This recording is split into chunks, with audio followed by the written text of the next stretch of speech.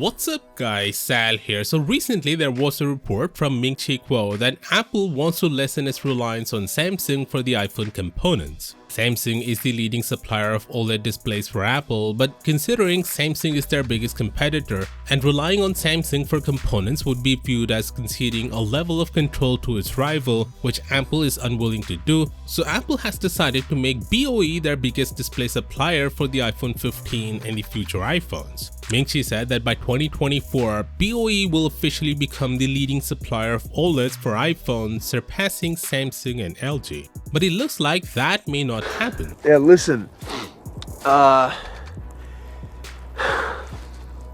We f***ed up.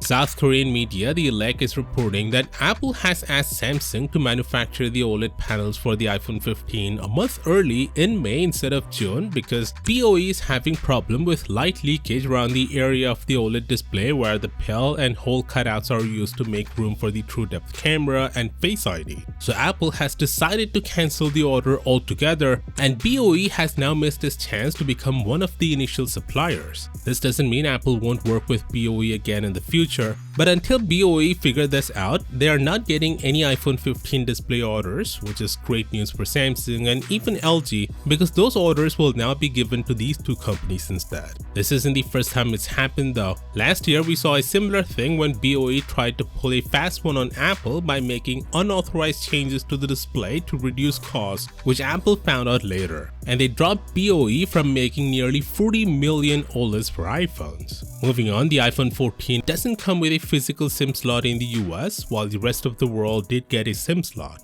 And if you thought the same will continue with the iPhone 15 as well, then you're mistaken, because the iPhone 15 might ship without a SIM card tray in more markets this year, not just the US. Specifically France, which means the phone will work with eSIM only. Now, since Apple typically sells one iPhone model in most of Europe, this could also mean other European countries will see the SIM slot get removed as well, which is unfortunate because eSIM-only iPhone has more cons than pros, especially if you are a traveler. Next, the iPhone 15 Ultra and the 15 Pro will see some notable changes this year, such as a titanium frame, solid-state buttons with haptic feedback, increased RAM, a periscope zoom lens on the 15 Ultra, and the A17 Bionic chip.